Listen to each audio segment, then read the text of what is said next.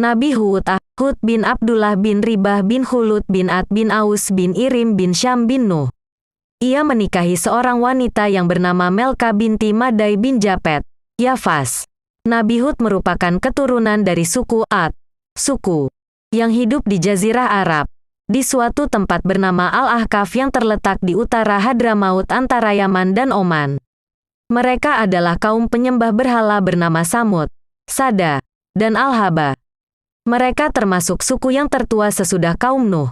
Mereka dikaruniai oleh Allah tanah yang subur, dengan sumber-sumber air yang memudahkan mereka bercocok tanam. Sebagaimana dengan kaum Nabi Nuh. Kaum Hud, yaitu suku Ad, tidak mengenal Allah sebagai Tuhannya. Mereka membuat patung-patung yang diberi nama Samud dan Al-Hatar, dan itu yang disembah sebagai Tuhan mereka yang menurut kepercayaannya dapat memberi kebahagiaan, kebaikan dan keuntungan serta dapat menolak kejahatan, kerugian dan segala musibah. Ajaran dan agama Nabi Idris A.S. Jangan lupa subscribe, like, comment, and share ya teman-teman. Dan Nabi Nuh A.S. sudah tidak dijalankan lagi.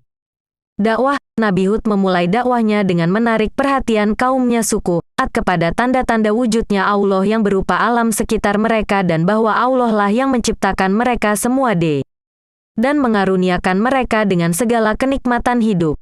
Dialah yang seharusnya mereka sembah dan bukan patung-patung yang mereka buat sendiri. Diterangkan oleh Nabi Hud bahwa dia adalah pesuruh Allah yang diberi tugas untuk membawa mereka ke jalan yang benar.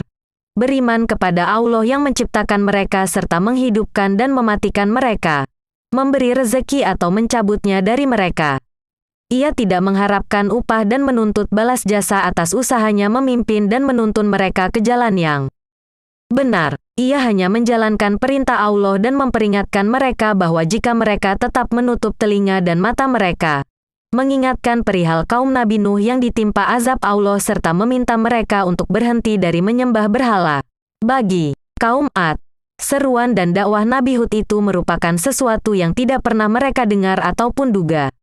Mereka melihat bahwa ajaran yang dibawa oleh Nabi Hud itu akan mengubah cara hidup mereka dan membongkar peraturan dan adat istiadat yang telah mereka kenal dan warisi dari nenek moyang mereka. Mereka tercengang dan merasa heran bahwa seorang dari suku mereka sendiri telah berani berusaha merombak tata cara hidup mereka dan menggantikan agama dan kepercayaan mereka dengan sesuatu yang baru yang mereka tidak kenal dan tidak dapat dimengerti dan diterima oleh akal pikiran mereka. Pembalasan Allah atas kaum Ad, pembalasan Tuhan terhadap kaum Ad yang kafir dan tetap membangkang itu diturunkan dalam dua tahap. Tahap pertama berupa kekeringan yang melanda ladang dan kebun mereka. Dalam keadaan demikian Nabi Hud masih berusaha meyakinkan mereka bahwa kekeringan itu adalah suatu permulaan siksaan dari Allah yang dijanjikan dan bahwa Allah masih memberi kesempatan kepada mereka dijanjikan dan bahwa Allah masih memberi kesempatan kepada mereka untuk sadar akan kesesatan dan kekafiran mereka dan kembali beriman kepada Allah dengan meninggalkan persembahan mereka yang batil untuk kemudian bertaubat dan memohon ampun kepada Allah agar segera hujan turun kembali dan menghindari mereka dari bahaya kelaparan yang mengancam. Akan tetapi mereka tetap belum mau percaya dan menganggap janji Nabi Hud itu adalah janji kosong. Mereka bahkan pergi menghadap berhala-berhala mereka, memohon perlindungan dari musibah yang mereka hadapi.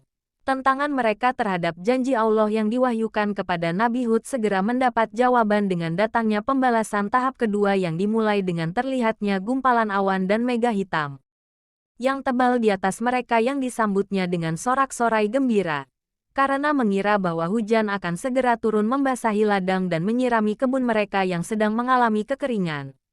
Melihat sikap kaum Ad yang sedang bersukaria itu berkatalah Nabi Hud dengan nada mengejek, "Mega hitam itu bukanlah mega hitam dan awan rahmat bagi kamu tetapi mega yang akan membawa kehancuran kamu sebagai pembalasan Allah yang telah kujanjikan dan kamu ternanti-nanti untuk membuktikan kebenaran kata-kataku yang selalu kamu sangkal dan kamu dusta." Sejurus kemudian menjadi kenyataanlah apa yang diramalkan oleh Nabi Hud itu bahwa bukan hujan yang turun dari awan yang tebal itu tetapi angin topan yang dahsyat dan kencang disertai bunyi gemuruh. Yang dan kami sekali-kali tidak akan mempercayai kamu. 53. إن نقول إلا اعتراك بعض آلهتنا بسوء قال إني أشهد الله واشهد أني بريء مما تشركون. Kami tidak mengatakan melainkan bahwa sebagian sembahan kami telah menimpakan penyakit gila atas dirimu. Hud menjawab, sesungguhnya aku bersaksi kepada Allah dan saksikanlah olehmu sekalian bahwa sesungguhnya aku berlepas diri dari apa yang kamu persekutukan. 54. من دونه فكيدوني جميعا ثم لا تنظروني. Dari selainnya, sebab itu jalankanlah tipu dayamu semuanya terhadapku dan janganlah kamu memberi tangguh kepadaku. 55. إني توكلت على الله ربي وربكم ما من دابة إلا هو آخذ بناصيتها إن ربي على صراط مستقيم. Sesungguhnya aku bertawakal kepada Allah Tuhanku dan Tuhanmu. Tidak ada suatu binatang melata pun melainkan dialah yang memegang ubun-ubunnya. Sesungguhnya Tuhanku di atas jalan yang lurus. 56. فإن تولوا فقد أبلغتكم ما أرسلت به إليكم ويستخلف ربي قوما غيركم ولا تضرونه شيئا إن ربي على كل شيء حفيظ. Jika kamu berpaling, maka sesungguhnya aku telah menyampaikan kepadamu apa amanat yang aku diutus untuk menyampaikannya kepadamu. Dan Tuhanku akan mengganti kamu dengan kaum yang lain dari kamu. Dan kamu tidak dapat membuat mudarat kepadanya sedikit pun. Sesungguhnya Tuhanku adalah Maha Pemelihara segala sesuatu. 57. ولما جاء أمرنا نجينا هودا والذين آمنوا معه برحمة منا ونجيناهم من عذاب غليظ. Dan tatkala datang azab kami selamatkan Hud dan orang-orang yang beriman bersama dia dengan rahmat dari kami. Dan kami selamatkan pula mereka di akhirat dari azab yang berat. 58. وتلك عاد جحدوا بآيات ربهم وعصوا رسله واتبعوا أمر كل جبار عنيد. Dan itulah kisah kaum Ad yang mengingkari tanda-tanda kekuasaan Tuhan mereka dan mendurhakai rasul-rasul Allah dan mereka menuruti perintah semua penguasa yang sewenang-wenang lagi menentang kebenaran. Kis 59.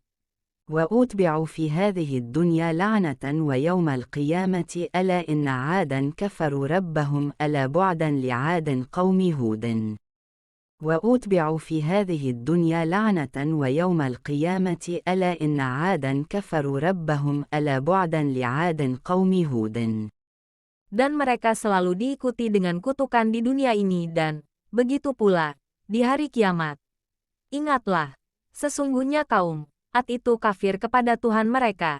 Ingatlah kebinasaanlah bagi kaum Ad, yaitu kaum Hud itu. 60.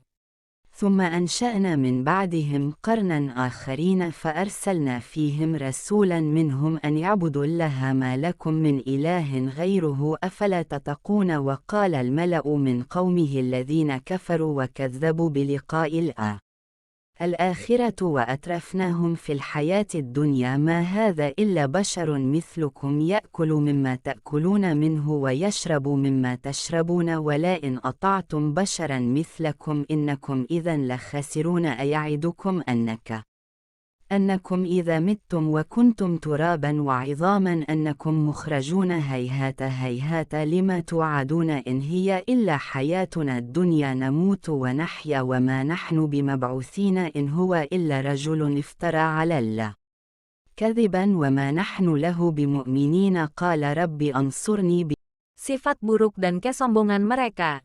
41. Surah Al-Mukminin ayat 31 sehingga ayat 41.